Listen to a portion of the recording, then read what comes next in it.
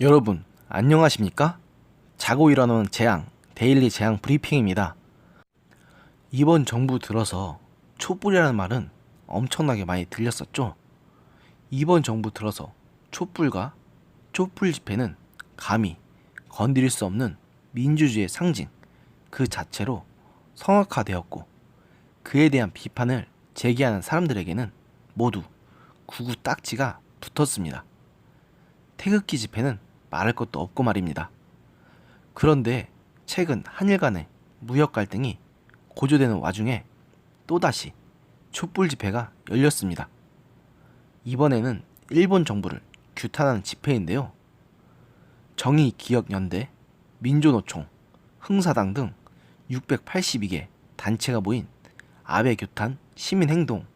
이하 시민행동은 3일 오후 7시경부터 서울 종로구 옛 일본 대사관 자리 소녀상 앞에서 아베 규탄 3차 촛불 문화제를 열었습니다. 주최 측 추산 1만 5천 명이 넘게 모인 이날 집회에서 참가자는 아베 정권 규탄한다, 강제징용 사죄하라 라고 쓰인 손 피켓을 들고 집회 장소를 가득 채웠습니다. 시민행동은 지난달 20일부터 매주 토요일 아베 규탄 촛불 집회를 개최해오고 있는데요. 집회 참가자들은 일본 정부가 지난달 반도체 등 제조에 사용되는 핵심 소재 3가지 수출에 대한 규제책을 내놓은 데 이어 전날 다시 한번 화이트리스트 배제 결정을 내린 것이 적반하장식 보복성 조치라고 규탄하면서 또 강제징용 등 과거사를 사죄, 반성하지 않는 일본 정부의 경향이 아베 정권 들어 더 심해졌다면서 지소미아를 즉각 파괴해야 한다고 주장했습니다. 시민행동은 집회를 마치고 조선일보사 앞까지 행진했는데요. 행진 도중 주한 일본 대사관이 입주한 건물 앞에 멈춰선 시위대는 한일 군사 정보보호협정 폐기하라 라고 적힌 현수막을 펼쳐 보이는 퍼포먼스를 벌였습니다. 그리고 조선일보사 앞에 도착해서는 조선일보가 친일 매국 언론이다 라고 주장하면서 조선일보 패가 나라 라는 구호를 외치기도 했습니다. 시민행동은 다음 토요일인 10일과 오는 광복절에도 대규모로 촛불 집회를 열겠다고 예고했는데요. 이 시민행동을 구성하는 단체 중 하나인 흥사단은 앞서 이날 오후 2시에 일본 대사관 앞에서 백색 국가 제외 일본 규탄 흥사단 긴급 기자회견을 열고서는 일본은 식민 지배를 반성하고 세계 앞에 사죄하라, 부끄러운 역사를 돈으로 감추려 하는 일본을 규탄한다, 동북아 평화를 파괴하는 아베를 규탄한다 등의 구호를 외치며 일본이 보복성 조치에 나설 것이 아니라 침략의 과거사부터 반성해야 한다고 주장했습니다.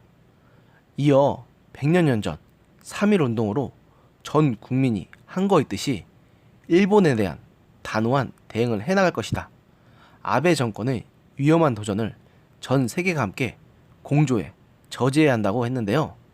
다 좋습니다. 다 좋은데 이런 집회 주최하고 참여하시는 분들에게 몇 가지 물어보겠습니다. 일본이 잘못한 건 분명한 사실입니다. 제3국인 중국과 싱가포르에서조차 일본의 조치가 치졸하다고 했을 정도니까요. 그런데 우리 정부는 무조건 잘못이 없는 무고한 피해자라고 생각하시나요? 우리 정부도 일본 측에서 몇 차례나 먼저 대화를 제안했음에도 모조리 거부한다는 점, 일본의 보복 조치가 예상됨에도 안이하게 대처한 것은 비판을 피하기가 힘듭니다. 물론 일본 정부의 의도야 뻔하지만 대화라도 하는 것과 대화조차 거부하는 것은 차이가 큽니다. 그것은 쏙 빼놓은 것을 보면 당신들의 의도가 눈에 보입니다. 또 이런 집회를 갖는 분들을 보면 미국이나 일본을 비난하고 규탄하는 것은 아주 쉽게 보는데 중국과 북한에 대해서 비판하시는 건 단 한 번도 못 봤습니다. 차라리 일본은 말뿐이지만 사과라도 했지. 중국과 북한은 사과는 고사하고 자신들의 책임을 인정한 적도 한 번도 없습니다. 저는 아직도 사드 보복 당시 중국의 치졸한 조치를 기억합니다. 그런데 왜 저런 중국과 북한에 대해서는 일본에 하는 것처럼 하지 않습니까? 정말 묻지 않을 수가 없습니다. 오늘의 영상 여기까지였습니다. 들어주셔서 감사합니다.